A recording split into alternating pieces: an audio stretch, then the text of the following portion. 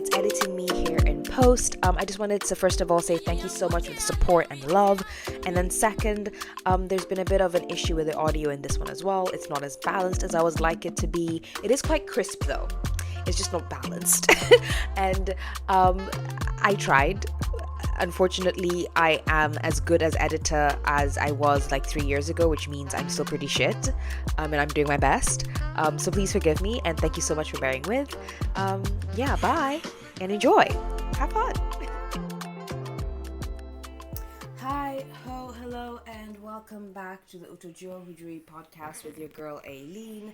I'm not alone anymore. Yay. Who am I with? Please introduce yourself. Hello, my name is Nicole. I am Aileen's best friend. Yes. Self-certified. Yes. Self-certified. 10 years. 10 years. Yep. That's a decade, bitch. Yep. Yeah, Yes, exactly. Yes. And we are here today to record a podcast. To try to record a podcast and really just at this point hope to God that the audio will sound better than it looks on my computer right now.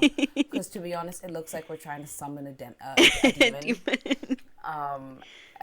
And with this as above as below bullshit that this computer is trying to show me. So here's hoping. Yep. Here's hoping. There's a reason why people are paid a lot of money to do this, and it's because it's a hard job. Yes. It's a hard job. You know what? Anyone that is involved in like an artistic career, we don't give them enough credit for how much labor, like not only physical and intellectual, but also emotional labor goes into their work. Because you leave a piece of you into that work whenever you publish it. Oh yeah. It's exhausting. If time is money and you're spending that much time on something, then yeah, it's a pretty big piece of yourself that you've lost there. Amen. So, as you know, this is the kind of podcast where like I try or rather endeavor. Apologies for the whiplash right there with the transition. It's okay. We needed to switch lanes. We were turning to the right and we weren't in the right place. It's cool. Look, again, I am a hack and a fraud. I think buying a podcast mic is about as far as I will go right now and taking this seriously. Like, I just want something in my life where I can just show up and it exists. Like, I don't want to infect it with my alienness. Yes. I kind of want it to be for a minute. So again, apologies for the whiplash transition. I also haven't recorded a podcast with somebody else since I was in Copernicus. I know it sounded like the roof caved in, but it's actually just a cat. It's Copernicus. I swear to God, he is thundering. He is thunderous. Oh my gosh, yes. What was that line that we like? What was that line? What was the line? Something like a thunder. Damn, I've forgotten. It was from The Great, wasn't it? No, it wasn't from The Great. It was from a song. Oh. And you sang it to me right here. I have the memory right here. I don't know what the words are. I don't remember what the words are either. I'm so bad with remembering specific words. Okay, you know what? I feel like it'll come to us. It will. It just has no choice. So yes. Yes. Sorry, as you know, this is a kind of very, as you can tell, very chill, very laid back podcast, in which I try to like tell people things that they did not know before. Today, we're going to be revisiting an article that I covered in the last episode called "The Case for Colonialism" by a man called Bruce Gilley. And because like both you and I feel very similarly about colonialism, imperialism, neo-colonialism and its ancestors, as well as its progenies, I feel that both of us are in need of a drink for this episode. So, as is the tradition of this podcast. As is tradition. What are you drinking today? So we decided to do a little hack job. So Aileen and I were staring at the juices, and simultaneously we decided on the same one, which was raspberry and mango. And then we have some very cheap wine that needs drinking, so put that together and it forms a cocktail. Yes. To be honest with y'all, it really is like the girl dinner of drinks. It really is. It's giving cheap mimosas. It's giving, we're trying to do brunch at home. it's giving like we'd much rather be in Diani right now. That's exactly what it's giving in my humble opinion. Wait, we agreed next year, right? That's the goal. Yes, we did. Yes, we did. Goal. We agreed next year would be in Kenya. I mean, we will continue to watch Kenya for developments because who knows what will happen in a year. Yep. Yeah. It's going to be a very interesting year. That's kind of like something I think we can all agree upon. 2024 is going to be... It's going to be a fascinating... It will be one to remember. What we're remembering... We don't know, but we don't know, but we'll be remembering. It'll be something. So... As you said, we're drinking this lovely, lovely cocktail that allows us to be sassy and petty and contained. So all the things that you need to be to read this article. Yes. So actually, you've read this article just because I feel like people often assume like I'm this woke bitch for like feeling as strongly as I do about certain things. But you've also read this article. Yep. What do you think about this article? I've given Aileen quite a few pieces of my mind, but if I was to summarize it to somebody who's only just heard about it or hasn't even read it, I would say that propaganda takes many forms, and I know that's a really strong word, but I very rarely read pieces of work that are so clearly trying to convince me of a reality that I don't doubt this person might believe, but it's certainly not the one that I have perceived. Yeah. And if seeing is believing and we want to go down that academic philosopher route, then this man's a liar. Thank you. In fact, one of my friends, his name is Karedi. What's up, Karedi? Hey, shout out Karedi. He says, and I quote, "History is nothing but propaganda." Oh. Yeah, and like in the very beginning when he first said that, I'm not gonna lie, I did fight him on it because I was like, but history is like stuff that has happened. But he was like, no, but like it's also the story about the stuff that has happened. The subject itself is a story. Like, it's not just fact; it's also fiction as well. That's what makes history particularly difficult, especially like to study as well as like to study the philosophy of it. Also quite interesting as well, though. Because definitely something that I felt from this was someone who understands that understanding history is important, but he also seems to believe that history is not important enough that it should affect the decisions of right now. But also, do you remember that thing that happened in the past, guys? I think it would be a really good idea if we brought it back. So, like, do you want history to influence the here and now or not? Anyways, these are things that we're going to get into as we get into it. Okay, so thank you so much for, like, that little transition. That was so nice and so kind of you. Thank you.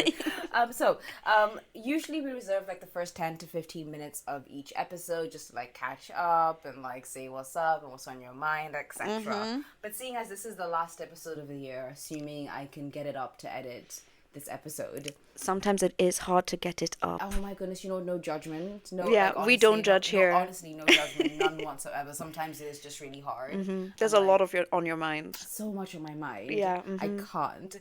But because this is supposed to be the last episode of the year, instead we're going to do 2023. Thank God it's over.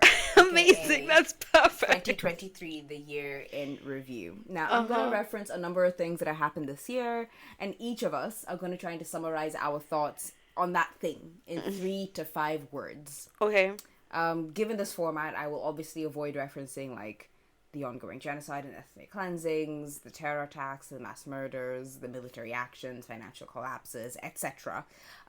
Not because, like, I don't want to respond to them, but because it is ridiculous to try to reduce these big-ass things to 3 to 5 cute little sound bites for a game. Correct. Like, we need something that's low stakes. Yes. Those stakes are on some of the highest quality ganj, and they are high. Those stakes are too high. So, are we good? Yeah. Are you on the same page? Yeah. Huzzah. I understand. Huzzah! Huzzah! Huzzah! Okay, so, first event. Barbieheimer. Oh my goodness. So, 3 to 5 words. 3 to 5 words. Damn, I was about to go into a paragraph. I heard the breath and I was like, God damn. No, that's too much breath. Oof, that's a very tough one to put into 3 to 5 words, but I'm going to say revolutionary, memorable meme. Okay. Okay, cool. Because my first one is going to be meme as well. Yay! It's going to be meme as well. Great minds think alike and whatnot. Thank you. But then my second one was going to be new. New meme, new ideas, and also opposites. Oh, you see, that's so interesting. I watched a documentary. Well, we say documentaries. YouTube or TikTok? YouTube. No, to be fair, I will say the amount of work these people put in, I think we should be calling them documentaries. Like, thank you. It's the amount of work it takes to make 1 hour video that's worth watching cannot be understated. So I will call them documentaries. Audio format things, we are valid as well. Thank you very much. Shout out to the people who format things. Thank you. You were saying? And they were talking about how the movies are actually mirrors of each other because they're about two revolutionary figures who completely changed history and completely changed the way people perceive themselves in the world.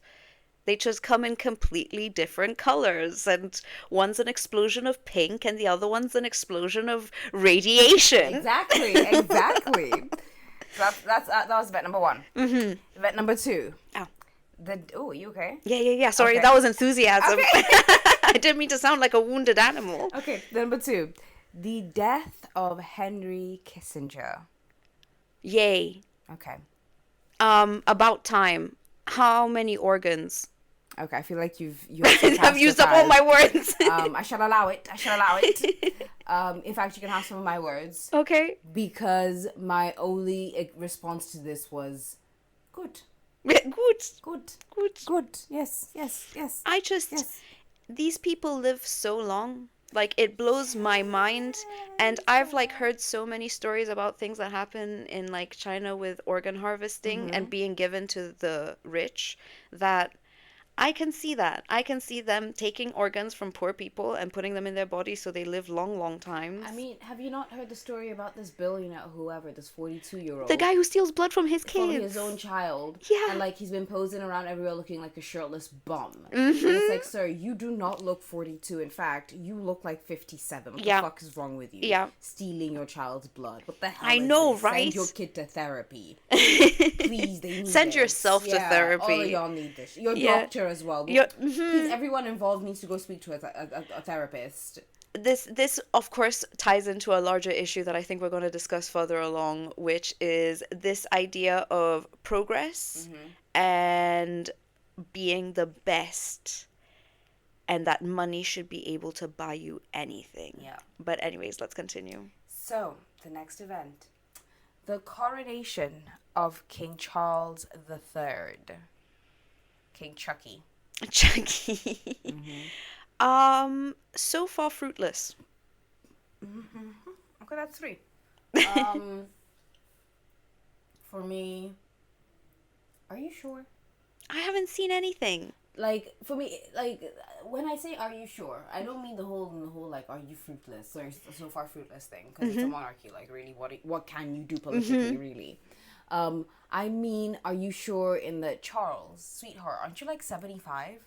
Like, don't you want to retire? Like, you are one of the few Britons that has the power and the privilege of retiring in the 21st century. Please retire. I don't know, it's giving petty, but, you know, we don't know what goes on between closed doors, and this is kind of the thing that always bothered me about the monarchy, because they are just people.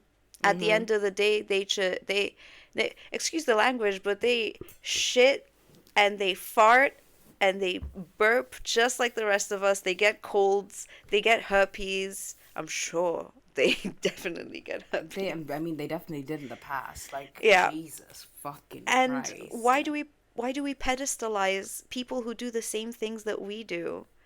I don't know. It's giving mythology. It's giving mythology in the name of furthering an agenda. I don't know. I think I don't know. My theory as to why we mythologize these people or certain individuals, which I believe then can also be extended to like celebrities. Yes, and for sure. Politicians and influencers. Because the OG celebrities are the monarchs. Exactly, the royal families, and that's because I think it's nice to be almost engulfed by a story to like lose yourself completely in a narrative So is it of somebody else's life. Is it projecting, or is it like wish fulfillment, living vicariously? I think it's wish fulfillment. I think it's escapism. It's why, in particular, I think the British royal family has been really good at changing and adapting to represent various forms of escapism. It's just that now everyone is now kind of pretty much getting on the same page about what it represents. There is no wiggle room for that. There's not as much as there was. Because I remember, like, it's giving yellow Tiffany diamond. Like when was it Lady Gaga who wore it, and we were all supposed to be clapping for her. Even Beyonce wore it. They did the Cartier collection. And I feel like we're expected to congratulate these people for flaunting their incredible wealth in our poor faces. Yes. Who made this system? Who said that this was a good idea? I guess the people on top and everyone else that came up in between. A lot of people came up, let's not lie. A lot of people came up. I do blame us as the general public as well, because again, we do pedestalize these people. They wouldn't have power if we didn't relinquish it. But here's the thing. It is entertaining as all fuck. Like, especially when they're real people, not like brands. Like Beyonce is a brand. I'm very well aware that whatever she does to further the brand. Same with people like The Rock or Ryan Reynolds or what's his face? I want to say Jason Statham. Who the heck is that? The bald guy in... Okay, have you watched The Fast and Furious? Okay, I don't know who that is, but I think I know who that is. Okay. I see his face in my mind's eye. Okay, I'm gonna hope it's the same guy. Yeah. And then we'll like convene after this. Yes. Just to make in the footnotes, you'll see whether or not we agreed upon, whether or not I was right about the person. Honest, a future me might come back. I just be like, hey, by the way, whether or not we did or we didn't, we'll figure it out.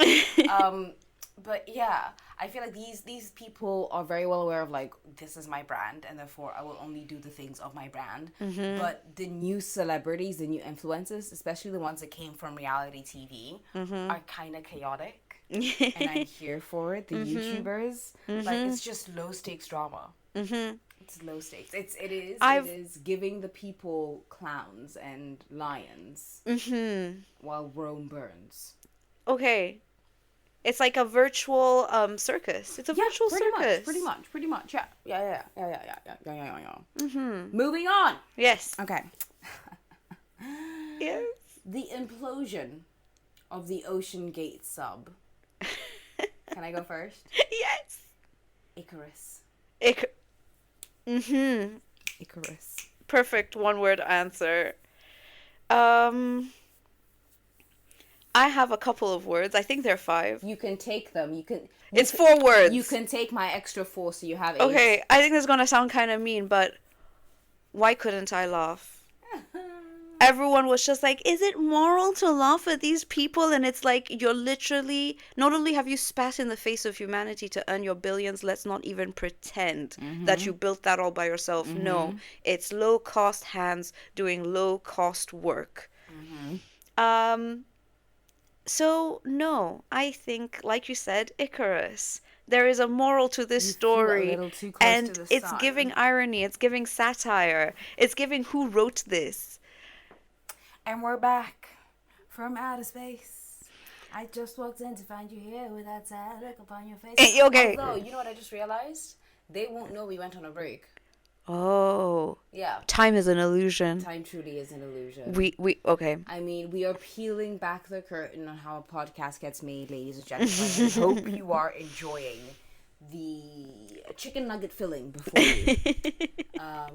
Yes. It's giving the pink stuff being squished into the fryer and coming out gorgeous at the end. That pink stuff always reminded me of the custard from Teletubbies. Oh my God. Now the two wires have crossed in my brain. Oh. Yeah, so like whenever I see that pink custard chicken nuggets, I'm thinking, ooh. Time for telecustard. Yeah, time for telecustard. Time for telecustard. It just looks so good, telecustard. Like, yes. Also, I will say that the Teletubbies definitely contributed to my propaganda of go to the UK, it's where you belong, these are your people. Because those kids in the Teletubbies tummies at the story times showing me their lives, and I'm like, wow, I want to be a British kid. And then I move here and it's like, wow, I don't know where I belong. Like, no wonder they were sending videos into, like, the Teletubbies just trying to figure out what the fuck they're supposed to be doing. And, like, trying to find some sense of identity and belonging. Oh, but they were so cute, though. They were. So, yes, the last but not least, number five. Number 5. The global temperatures have shattered record. 2023 is the hottest year on record. Inevitable. That's all. Okay.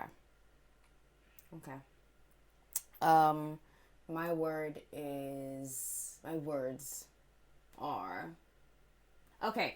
I think it's 5 words. Okay. But I think it's because one of them has a hyphen in it, yeah? Okay. So, the consequences of short-term, one word, short hyphen term, short-term thinking. Okay, yep. See? I did it. They released a study in the 80s predicting that if we continued with with the business as usual model under capitalism and the way we were going with oil extraction, that this is exactly what would happen. Yeah, they've known for a while. Yeah. This has been purposefully done to us and by us for decades. Yeah. It is so disappointing. It feels like watching a hijacking happening and you're on the bus and you now just have to sit there with the rest of the people who are being held hostage. That was a very extreme example, but... Fair. It feels like your mom telling you not to touch something because if you touch it, you're going to get burned. And then you touching it and then, like, hoping to not get burned anyway. Like, that's also what it's giving, that fucking around before you find out phase of developing as a human being. Yeah. And unfortunately, we're not toddlers, so we don't get the benefit of... As a certified psychologist has told me repeatedly, who may or may not be in this room. My words are going to be used against me. Okay, let's hear it. We all have the physical bodies of adults with the emotional ages of toddlers. Therefore, we are all toddlers. Are we not? We are all toddlers. Thank you. See, I listen. Yeah. I listen. And listen and weaponize. I listen. It's the most petty excuse to listen to somebody. It truly is. I remembered what you said out of spite.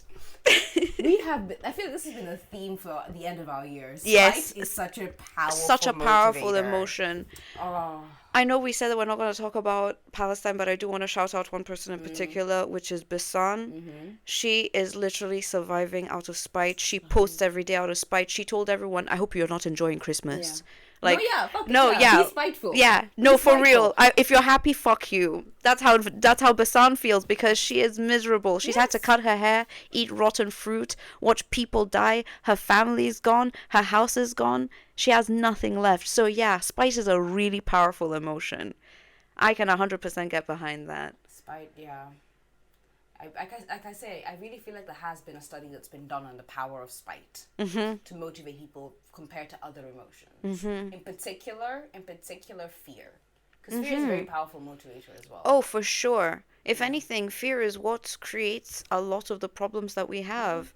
Either fear of not having resources or not having access while others do. Yeah. Fear is, people think that, I know there's the whole cliche saying that, hate is the opposite of fear. No, wait, sorry, hate is the opposite of love, but no, actually it's fear is the opposite of love. Fear, yeah. If you hate somebody, it means a part of you still cares about them. Right? But if you, yeah, it's fear. It's fear. So that has been our year in review. And it's now time to move on to the topic of this podcast episode. If you haven't already read the title of this episode, today we are returning to Bruce Gilley's, Gilley's, whatever. Gabagoo. Yeah. Gabagoo. Making a case for colonialism. Last time we spoke about like the specific critiques he levels against anti-colonialism. Basically, he says that colonialism is objectively good in that the costs outweigh the benefits. Oh, Nikki's bringing out her notebook. Yep.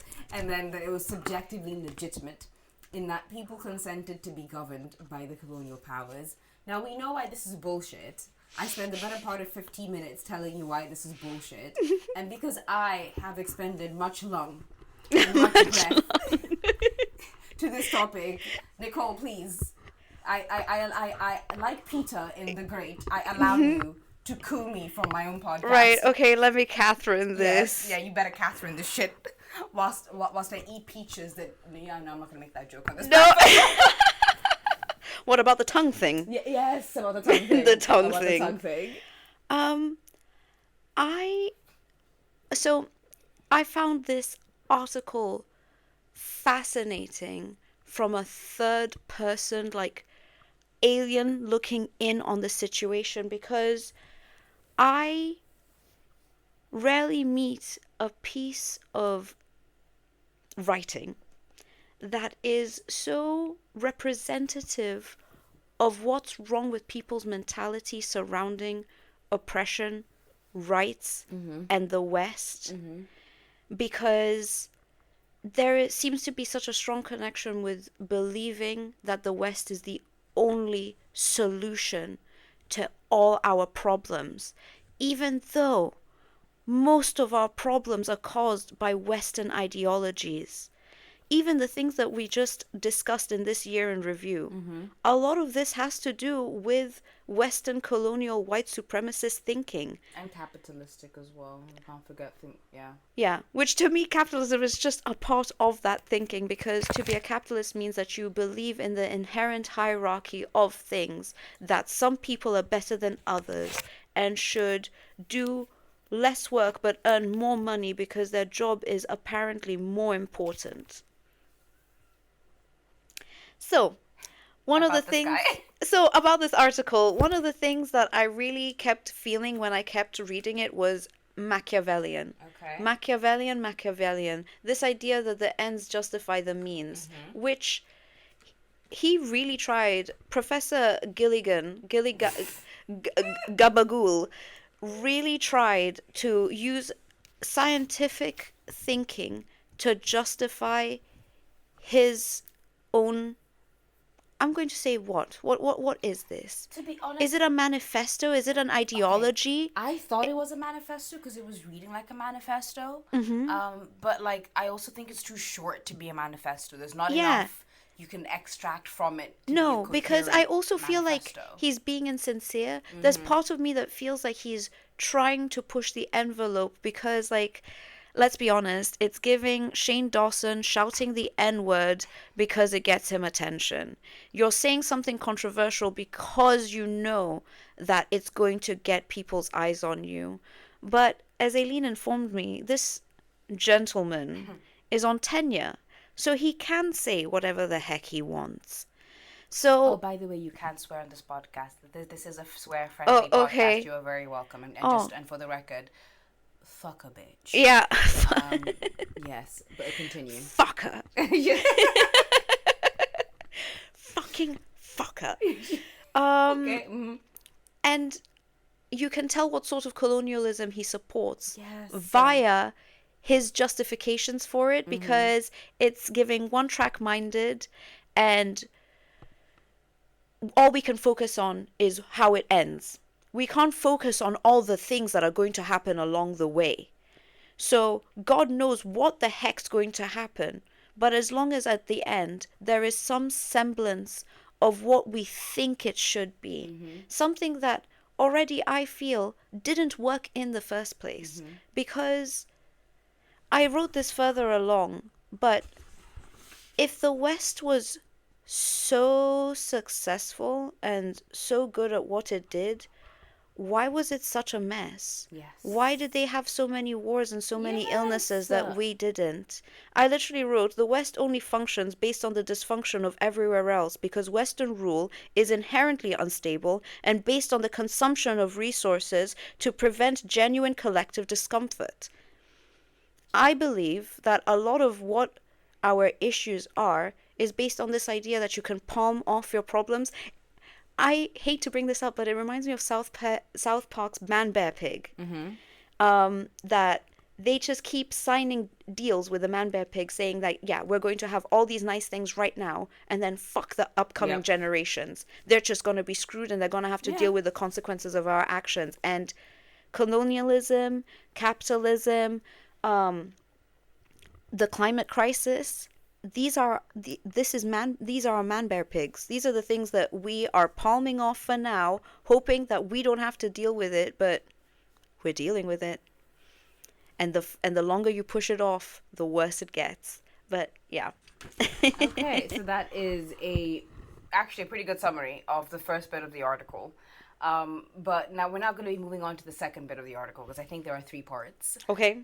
So the first one was him basically saying colonialism wasn't so bad, guys. I feel like you're making a big deal out of a very, very small, almost insignificant, some would say negligent, little tiny itty bitty anthill. Yeah, in fact, he says the fact that colonialism is not in modern discourse just shows how irrelevant it is, which I find hilarious because not in discourse according to whomst. Yeah, because I've never not seen it in discourse in Black academia. Like, every single Black literature book is about colonialism or oppression or trying to cope with what happened to us. And not even just Black people. We were discussing, what is it? Surrealism from Mexico. Yes, books like Water for Chocolate, House of the Spirits, literature. Yeah, and how they use what did you call it? Realism. Magical realism to cope and understand with what happened to them. Yeah. Yeah. Yeah. So after all this, in spite of almost the knowledge that we have demonstrated, we have used to show that colonialism is with great cost. Gilley once more with his chest and his whiteness double down. Then goes on to discuss the costs of anti-colonialism. He says that post-colonial states were not as successful as their colonial predecessors to the detriment of newly enfranchised citizen. Now, first of all, Nikki, this man thinks boldly of what European colonialism is, because his second sentence for the section about laying down the costs of anti-colonialism is, and I quote, "Anti-colonialism ravaged countries as nationalist elites mobilized illiterate populations with appeals to destroy the market economies, pluralistic and constitutional polities, and rational policy processes of European colonizers." End quote. I feel like you have thoughts, because I had thoughts when I read that. All I can keep hearing is, "You guys are fucking with my bag. Could you stop fucking with my bag?" Like, Daddy. Yeah. Daddy, I want to squirrel now. Daddy. Yeah. Why are they refusing to play with me? Daddy. No, but honestly, for what the fuck do you mean? Illiterate populations. Why are they illiterate? Yeah. Really? Why are they especially illiterate? because didn't he spend ages saying that education is one of the benefits of colonialism? Exactly. This man insisted that Western education is one of the most sacral and important parts of colonialism, and if we had never been educated as they were in the West, my God, would we be sorry? And then as his example for the kind of horror quotes in heavily implied, wrought by anti-colonial activists, Gilley then tells us the story of Guinea-Bissau and Amilcar Cabral. He was the anti-colonial hero who helped to liberate Guinea-Bissau. Now, how much do you know about this man and his story? No, I know nothing. Fair, same, because I didn't know shit until I had to research this man, because Gilley obviously misrepresents it in his fucking article. This does not surprise me. He misrepresents so many things. So much. So in Gilley's retelling of the event, Cabral was determined to burn the colonial state to ash, even though this was the same state that had stabilized food production and sustained improvements in life expectancy. To further delegitimize his cause and show that the people of Guinea-Bissau were never in his corner, Gilley says that Cabral, and I quote, "never was able to mobilize the people on the basis of the struggle against colonialism." End quote. And as a result of this lack of support, Cabral inflicted untold horror among the people of Guinea-Bissau, killing 15,000 people and displacing 150,000. After independence, according to Gilley, once more, food production fell, and so did life expectancy. This was after like 1974. By the 1980s, Cabral's stepbrother had taken power, although Gilley never tells us what happens to Cabral. And soon after, and I quote, politics became a cantankerous din of former revolutionaries, end quote. He yada yadas the rest of history to draw us back to the present, where he says that Guinea-Bissau is a failed state, with a life expectancy lower today than in the colonial era. Things are so bad that, according to Gilley, who is a white, Oxford-educated man who has neither stepped foot in Guinea-Bissau, academically or physically, Guinea-Bissauans are asking, and I quote, when are the Portuguese coming back? Now tell me, Nikki, is this true? Even if I had not told you he was lying, is this true? It doesn't sound... Okay, I might not know anything specifically about Guinea-Bissau, but from what I know about the Congo, Rwanda, Kenya, South Sudan, the DRC, Nigeria, Libya, Algeria, Morocco, that does not sound like what happens when revolutionaries start to try and rebuild a country following colonial rule. Okay, now, as a quick little fun game, guess how many minutes it took me to find out he was lying? I'm going to guess 15. 20. It took, by the way, you think very highly of Yes, me. I do. No, you're so efficient at researching. It took 20 minutes, literally, to find one academic paper that was like, actually... What is disturbing is how many people have the wherewithal, the determination, and the patience to do what you did. Because this is something else that I noted about this man. He is truly relying on him to be the final word. He does not expect you to go look up his papers, because Aileen and I, there was one line that triggered the shit out of me, and I told Aileen, go find it. Go find where it says this. And it was a whole ass book that he reduced to one sentence and completely misrepresented by changing one word. He changed the word from if to because. If and because mean completely different things. One thing is a hypothetical. The other one is a causational relationship. I could not believe it. As soon as I saw that, I was like, everything you say is a lie. Why you always lying? Why you always lying? Oh my God. Stop fucking lying. On the subject of lies, Gilley is actually quite good. You're correct. Like sprinkling in like a little bit of truth with his lies. Like it's very difficult for you to parse out which is lies and which is truth. It's kind of the like, oh no, he's got peanut butter in my chocolate. No, you've got chocolate in my peanut butter. Of like propaganda. And if you didn't have a radar for bullshit, you might think that the shit pie he was serving was delicious. So let me give you some examples. Number one, he's very quick to mention the good that the Portuguese have done, but he also failed to mention the fact that the Portuguese had established a fascist ethno-state that benefited white Europeans over indigenous peoples, quoting from a Peter Caribe Mendy 2006 paper on the kind of lessons we can learn from Cabral, and I quote, "The Guinea-Bissau into which Amilcar Cabral was born was also a divided country of civilized, the uncivilized, the unsimilated, the natives, the heathens, a color-conscious, compartmentalized world of whites, mixed race, and blacks. To pass from uncivilized to the civilized, the former would have to take a literacy test that, rather ironically, would have bested most Portuguese who were illiterate at the time." Like SATs. Yeah. So it's about stratifying the society in a way that reflects well by Western measures, but not by actual absolute true measures of people's happiness. Because this man has done it once again. Earlier, what examples did he use? He used Singapore, Belize, and Botswana. Countries that on paper look great, but if you actually look into the human rights violations, into the ethnographic distribution of power and wealth, no the fuck they're not. No the fuck they're not good countries. So, another way he lied. Another way he lied. Cabral also did not believe that he could mobilize the people on the basis of the struggle against colonialism. But he did not believe that because he was like, well, they don't really understand what colonialism is.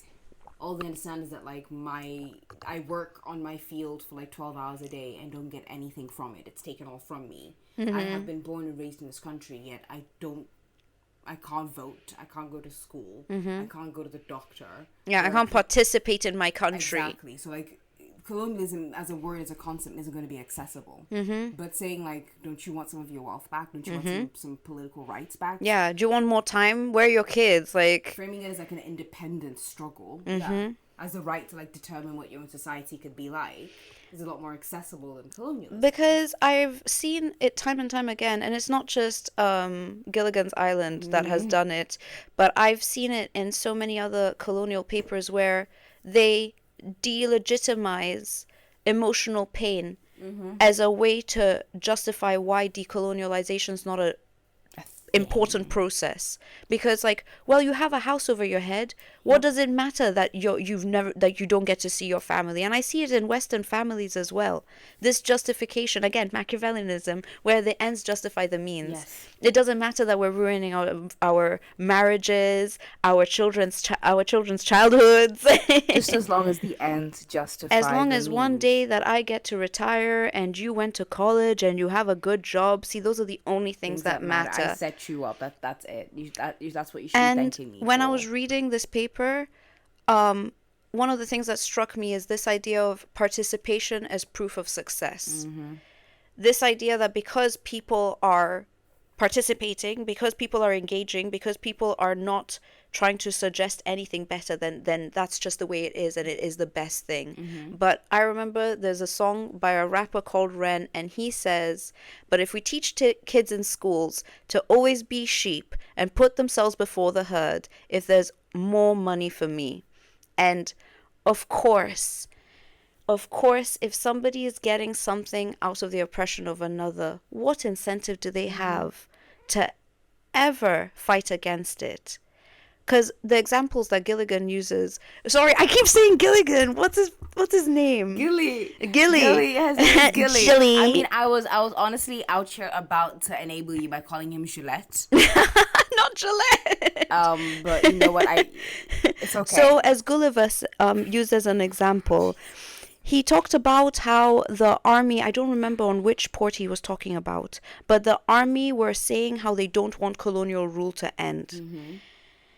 I find this idea of the army very fascinating because armies are built on loyalty, but specifically loyalty to coin. Yes. As long as somebody's paying, there will always be somebody who's doing. And saying that colonial rule is fine because the military and the people who benefit directly from the crown or from the colonizer are okay with it doesn't mean that it's okay. It's giving Gestapo. It's giving overseer. It's giving this real fundamental misunderstanding of what it means to live in, like, an autocracy or an authoritarian state, or like what it means to live in a state anyway. Like, there's a lot of shit you don't agree with that your government does, but you still engage with the government anyway because you still need shit from the government. Just the ability to participate with your government is a privilege that colonized people did not have. Like, when he talks about these colonies, he talks about them in an almost mythical sense. He mythologizes colonialism in a way that makes it sound like they truly came in and had to fight to civilize these people, and they brought them so much good, and they can't understand. And it reminds me, I'm going to give a little bit of background into my own philosophy and beliefs as an academic. For it. This is the platform. If not here, where? I am a big believer that the private is a representation of the public and vice versa. So to me, the family is a microcosm of the government. How father rules, mother's place in the family, and how children respond to their father figure is a representation of how we as the people respond to governance and the people on top. Where was I going with this? Right. So I'm a big believer that what happened what happens to the individual is a representation of what happens in general. And I was raised by an abusive mother, and colonialism reminds me of being raised by an abusive mother. She clothed me, she housed me, I got an education, I got all these things that on paper are fantastic. I'm a completely functional human being. And yet, I've struggled with suicidality since I was 8. I have not been able to form stable, romantic, long-term relationships because I have deep-seated issues from my mother. And it reminds me of colonialism. On paper, you can say, look, there's so many schools, their GDP has gone up. But at the end of the day, how are the individuals living? How are they perceiving themselves? How are they perceiving each other? Is there community? Is there trust? Are people just fighting each other? So the delegitimization of emotional pain, the justification of, well, some people benefit, so clearly it's a benefit overall, reminds me a lot of how we also treat individual abuse and pain. Yeah, the end. Thank you. That was really, really cool. And very, very insightful. I told you I was going to bring like a real psychological lens to this. I love it. Yes. Oh. I was enthralled, not gonna lie. Oh, nice. I was very, very enthralled. But I think everything that you've said like does kind of link back into what Gilley is trying to do, right? And this idea that he's basically trying to gaslight us into thinking that whatever happened isn't that bad. He's like one version of that societal response to abuse, which is that, are you sure that what you think happened? Are you sure? Was it really that bad? Are you sure you're reading things the right way? Oh my god, I just remembered which army he mentioned. I believe it was Congo. Like they were saying, why don't the Belgians come back? The Congolese army. Yeah, probably. you know, the Belgians who like chopped off people's children's hands because they didn't get enough latex. Yeah. Oh my gosh. And that's the other thing.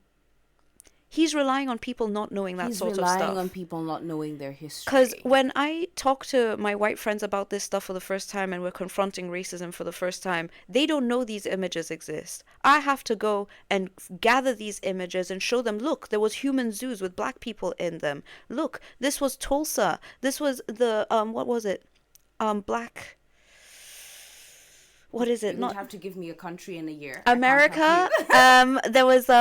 Wall Street. It was Black Wall Street, and it got bombed and destroyed because Tulsa in 1921. Yes, the Tulsa massacre. Yeah, they like did that. I have to go and give them all this information of look at how much black people have tried, look at how much indigenous people have tried, and we're just constantly trumped. And this is one of those trumpings. This paper exists as a representation of our constant delegitimization. That's all I could keep thinking. You're just telling me that everything that I feel and everything that I am is not true. And it's all my fault. And it's all my fault. And I'll tell you, I'm making it worse for fighting back. That's exactly what abusers tell you. The amount of times that you try and stand up to somebody and they just tell you, you know what, I wouldn't have had to hit you if you hadn't done this, this, and this. So like, how is it any different? No, but like here's the thing about Gilley, right? If you read through his article and you try to give him the benefit of the doubt, there are a number of points he makes where you can be like, okay, this one is somewhat fair. And for me, that is the fact that like all across Africa, you see post-colonial governments acting a fool with their newfound independence and using it to screw over the citizens who have no other choice but like to be led by them. Now on this podcast, like we've also talked about like how the political assassinations in Kenya's early years and like how many of them involve people who are heavily critical of the government or seen to be potential axes upon which new political formations or coalitions can be formed or can be, you know, killed, as it were. And so Gilley himself could have pointed to like specific leaders like Idi Amin, Bokassa, Moi, what's his face? Mugabe, but like not 80s Mugabe, more like 2000s Mugabe. Because in the 80s, like he was being fucked with the West, like benefit of the doubt there for a minute or so. He could have, or Sissoko in the Congo, since he's so fond of mentioning the Congo. He could have spoken about all these countries. He could have spoken about how their leaders or our leaders failed and why they failed, and like whether or not it's fair to blame colonialism for their failures. That is a very important conversation we need to have. Colonialism, yes, is to blame for some of what went wrong, but not all of what went wrong. So what can we blame? And what keeps going wrong? And what keeps going wrong? So like what, need to figure out what is our fault, and then so we can fix it. But it's very difficult to have that conversation when you have shitheads like this saying that everything is our fault. And interfering with the process, because one of the things that he does do is he criticizes the processing of post-colonial trauma. He pathologizes post-colonial trauma. And that's another thing that I feel like the West has really imposed. You're not allowed to be messy. You're not allowed to make mistakes, and you're not allowed to figure out who you are. Because as much as our governments are a mess, they are interfered with quite a bit. Yes. Like, there is a lot of foreign influence exploiting and taking advantage of people's lack of education, mismanagement of resources. The fact that, like, let's be honest, we need you about as much as you need us. Yeah, but, you know, our needing of you is, like, I don't know, long term. And your needing of us is immediate. Because you need to find a place to put all your money and invest in. So you can say your economy is growing.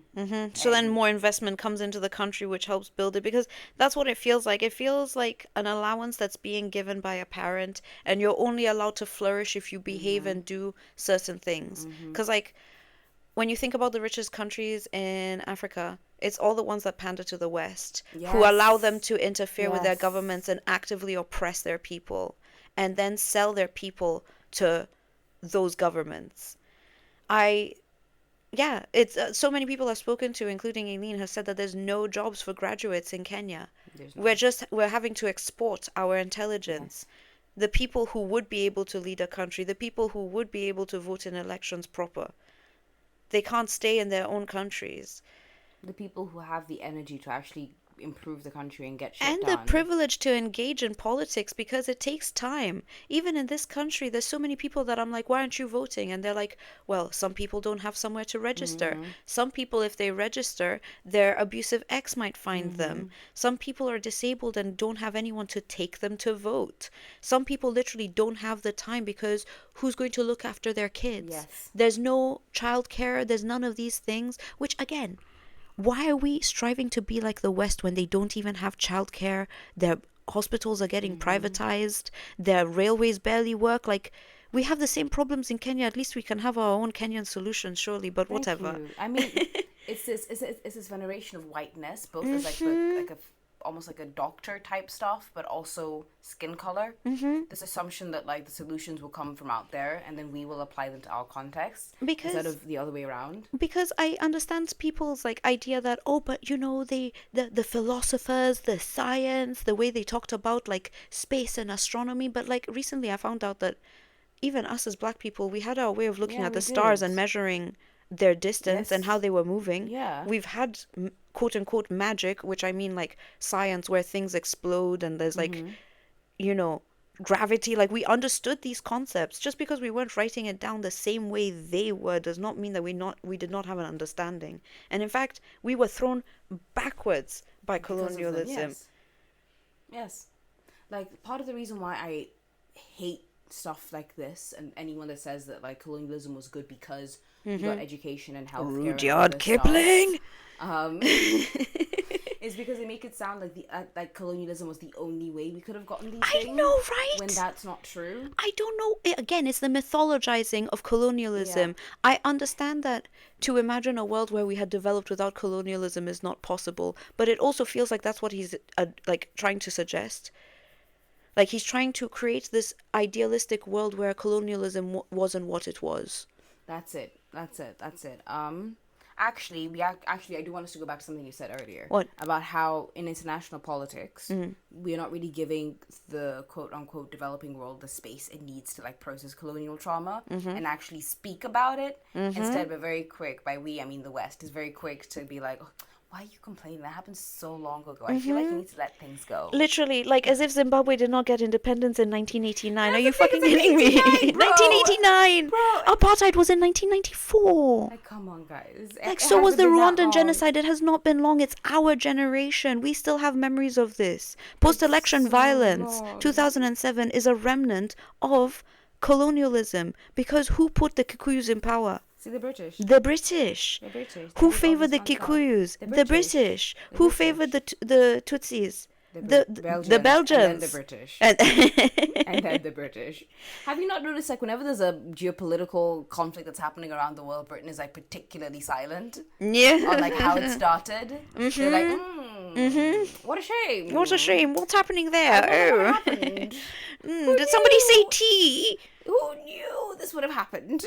I could never imagine such an outcome. So, as you can imagine, Gilley is quite happy that, like, people in the developing world are not being given that space to process colonial trauma. He doesn't give them that space. International politics, as well as, like, they're also not given that space to use that trauma to their benefit. In the sense of, like, I don't know, maybe going up to Britain and be like, hey, remember that time you did concentration camps in Nairobi? You kind of owe us for that because, you know. Because I think that's the other thing. People don't understand how reparations work, and there's a lot of mysticism and misinformation surrounding it on purpose.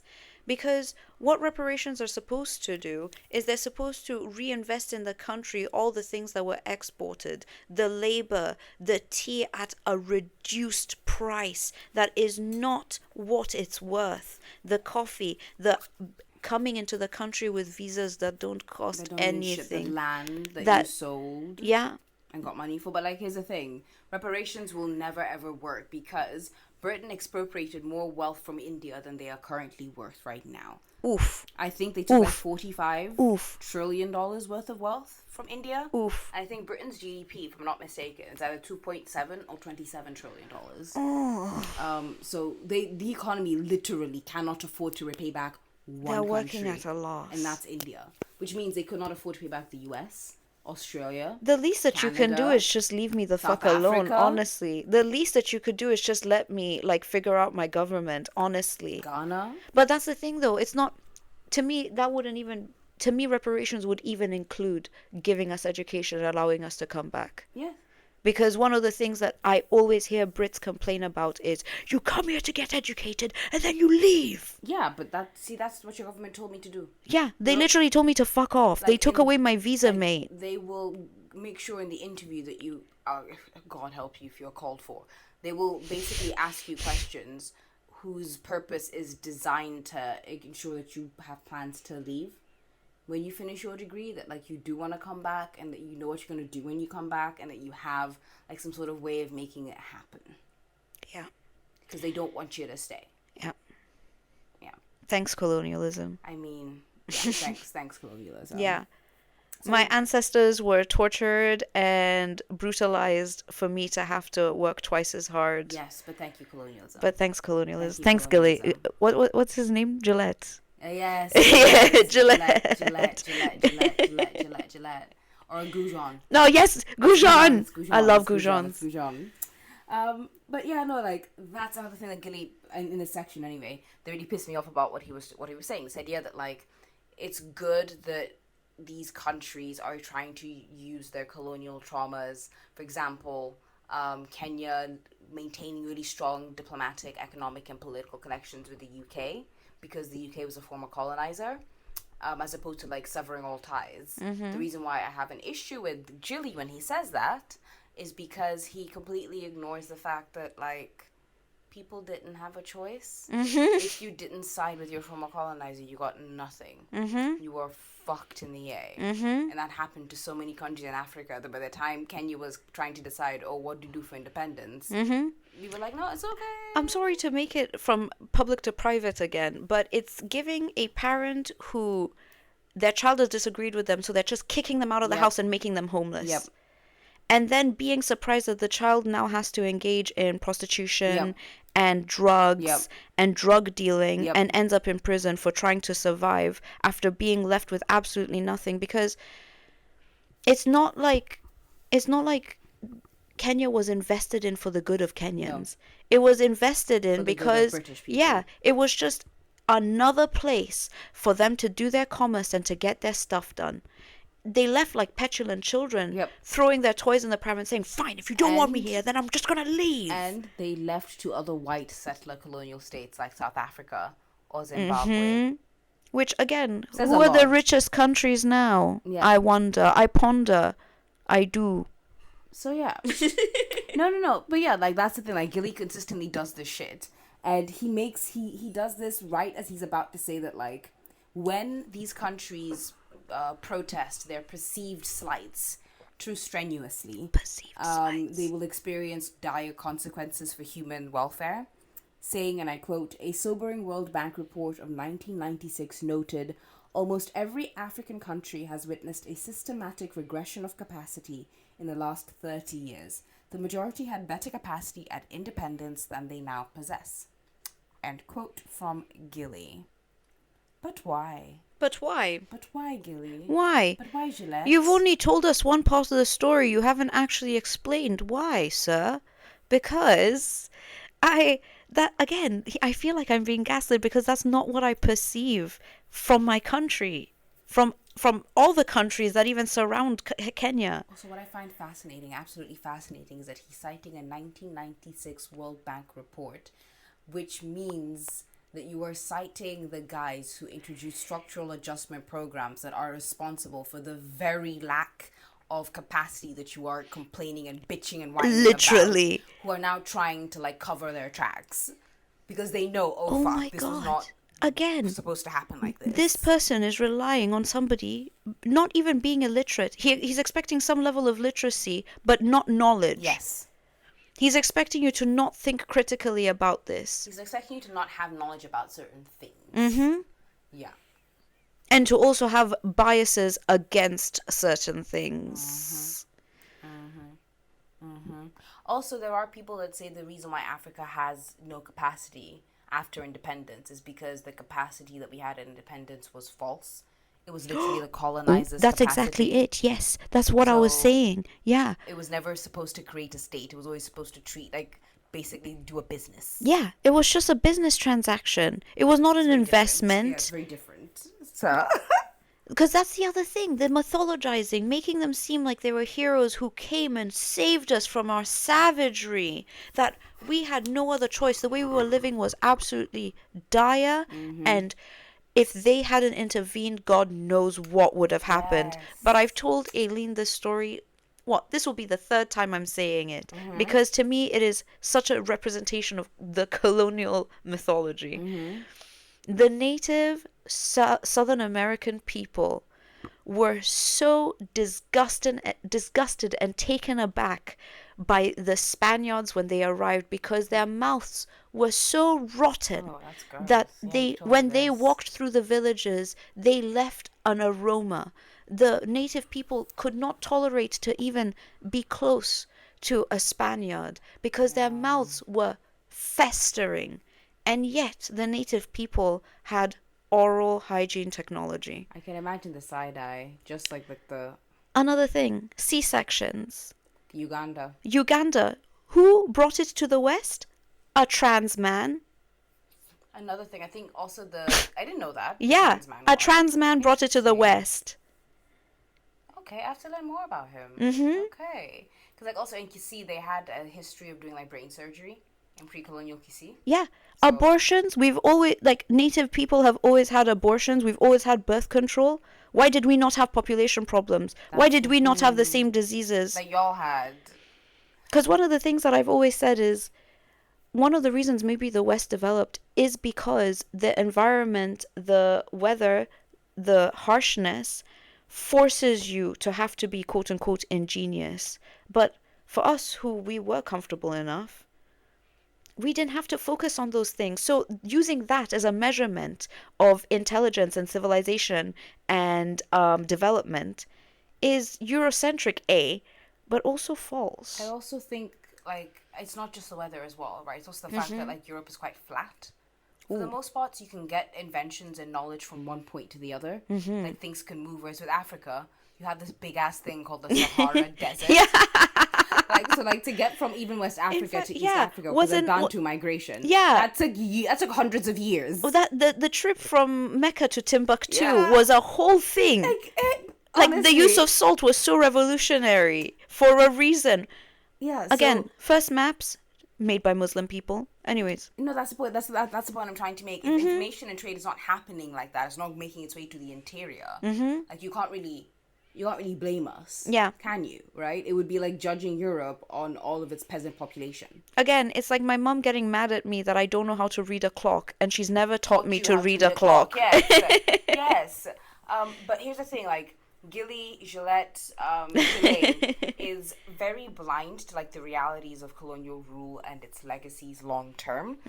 He just assumes that like independence meant independence without acknowledging the work that needed to be done to undo the legacies of colonialism and like the various factors that might encourage the new elite to look the other way and perhaps continue, nay, embrace real colonialism. Yes, I used the word nay. Nay. Nay. So, like, as a result, Gilley can confidently quip that, and I quote, "As it turned out, the most serious threat to human rights and world peace was not colonialism, as the United Nations declared in 1960, but anti-colonialism." End quote. Oof. And like a drug addict in need of recovery, it is the role of Western nations to help the nations they colonized, and I quote, "kick the habit of anti-colonialism," end quote. So firstly, shame on this man. How dare he try to weaponize drug addiction to his own means? This is lionizing, right? Here's the thing, I'm not sure. Is this lionizing, Aileen? I'm not sure if he uses the drug addiction analogy. I'm pretty sure that is me. Because I find it very weird that you're using things like kick the habit of anti-colonialism. Yeah, no, you're right. That he's the one who's weaponizing that language. He's making it sound like it's addiction. In a paper that basically bitches and whines and moans. Pathologizing anti-colonialism. About people weaponizing anti-colonialism in history. Literally, the same man complained that people are bringing the past into the present, and then says, "You know that thing that we did in the past? Do you guys think that we should do it in the present?" Guys, I have a new idea. Do we? Yes. It's not new, Bruce. An alternative view, and I quote, he says, "An alternative view is that it is the responsibility of the West to help these nations kick the habit." Shame on him. Yes. But here's where I feel like you should reserve your shame on yous for. Okay, gay. Because he then goes on to say, in like what is quite frankly just the kind of statement that makes you go, huh? Huh? He says, and I quote, "After all, Britain's rise is surely inseparable from the ways it embraced and celebrated its colonizers, from the Romans through to the Normans. If anti-colonial sentiments had gone unchallenged in Britain, the country today would be a backwater of Druid worshippers." End quote. That is so much to unpack. Like, I don't have space for all the fucking baggage he just laid on the floor. There's so much to say here. Your response is, huh? Like, what is all this? Honestly, my response was more like, huh. Because I've heard this before. I've heard this argument before. It's some bullshit. They did not, it was... Come on, you see? He broke my brain. I have a script and he's I'm laughing through the pain, y'all, because my brain is dumbfounded. I'm blown away. How do you wake up in the morning, say that with a straight face, publish it, and then go to bed? No, publish it and then get mad that people were criticizing you and calling for people to He got mad. He got mad that people... He got mad that people were criticizing his paper, criticizing his methods, calling for the paper to be removed from the journal, calling for him to be fired from his job, calling for Princeton to rescind his PhD. Basically, it was a public haranguing of this man. Yeah, and he got mad. He got mad. It's like, sir... well, you know what? If you weren't gonna back up your views, because these are the same people who are like, revolutionaries are never accepted. And then when they're not accepted, they're like, you guys, what do you mean? You a bitch. I'm glad that all of that happened. I was worried that he's just allowed to keep floating about like a nasty turd. He left the third quarterly article, whatever the name of the journal. I should probably find out, but I don't care. Yeah. He left them complaining that, like, I'm not allowed to express myself anymore, and there's like it's my right to hate. That's my freedom of speech. And then there's like a bias against conservatives as well. So, okay. like whenever I hear that, I'm just like, you dick. A bias against conservatives. You're right, but have you ever considered why? Same thing with why people aren't happy with colonization. Have you ever considered why? For me, it's not even that. It's the thing of like, you do realize that like all speech is conservative, right? That like the powers and the levers of power are in the hands of the conservative minded. He doesn't understand systemic. That it's systemic. Just because you have been silenced does not mean that like your opinion has been delegitimized. Yeah. You are not like a leftist artist or a leftist journalist who will not be hired by any paper because they write something that might be considered mildly against the government. You see, the thing is, part of me is appreciative in a way of this article. Mm-hmm. If only we made sure that we read it with a critical lens. Like you read it like this. Yes. Like as an exercise in school of critical thinking. Yes. And unfortunately, critical thinking is something that is not encouraged, because if it was, then he probably wouldn't be writing what he is.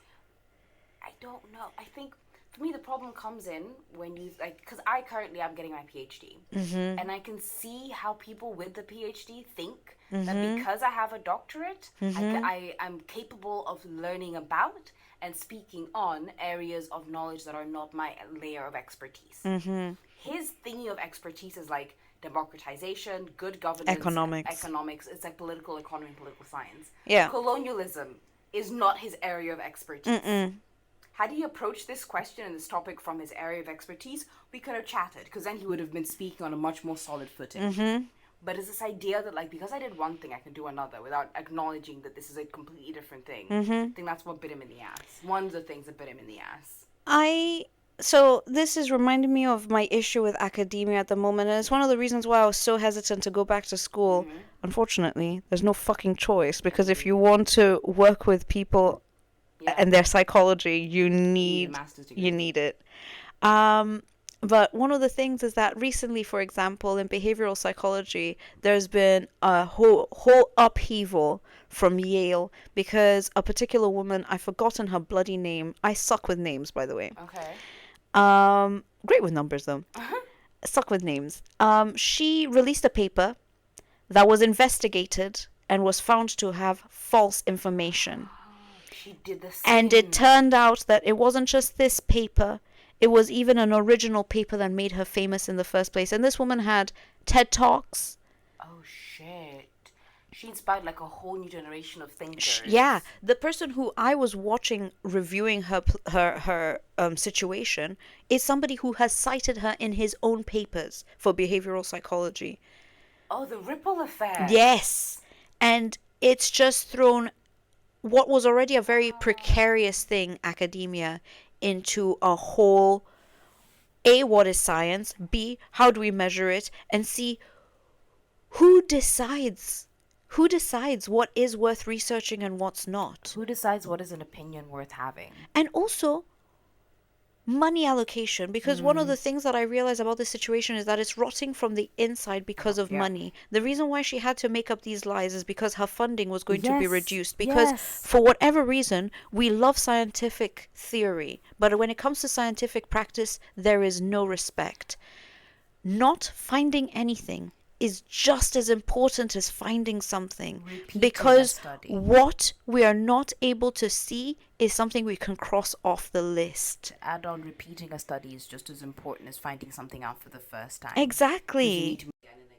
And on that note, I think that's part of the reason why, like, we keep returning to things. You see how I brought it back around? Okay, whiplash. Yeah. Honestly, I literally think the reason why it was so bad in the beginning was because I was dry. Like, the podcasting muscles had not been warmed up. Okay, fair enough. Like Ali, about to go rumble in the jungle, you know? My element. Stinging like a butterfly, floating like a bee. There we go. But anyway. And smoking like a stoner. Oh, my goodness. For legal purposes, however, we do not endorse such behavior. No. It's definitely something we don't do. No. Yeah. Stay clean, kids. Yes. Stay in school as well. Yeah. Eat your school, do your vegetables, and take your drug. No, don't.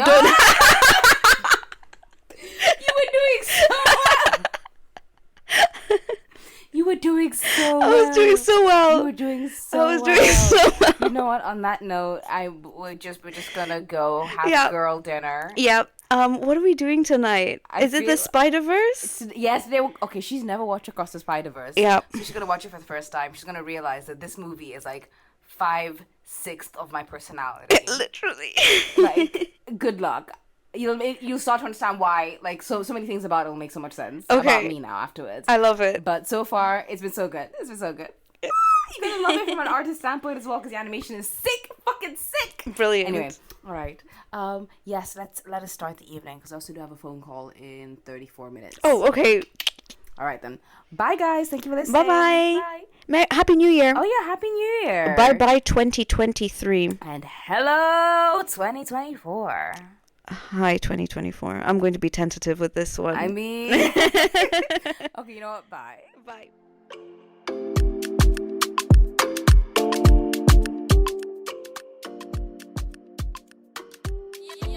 Thank you so much for listening to the Utajuo Hujui podcast. I really appreciate you giving me your time of day. I know that your time is very valuable. If you'd like to connect with me, you can find me on Instagram at utajuahujui.pod. That is at UTAJUAHUJUI.pod on Instagram. Please don't forget to like, share, review, do all the nice things. I could really use the boost. Okay, enjoy the rest of your time on this planet. Goodbye.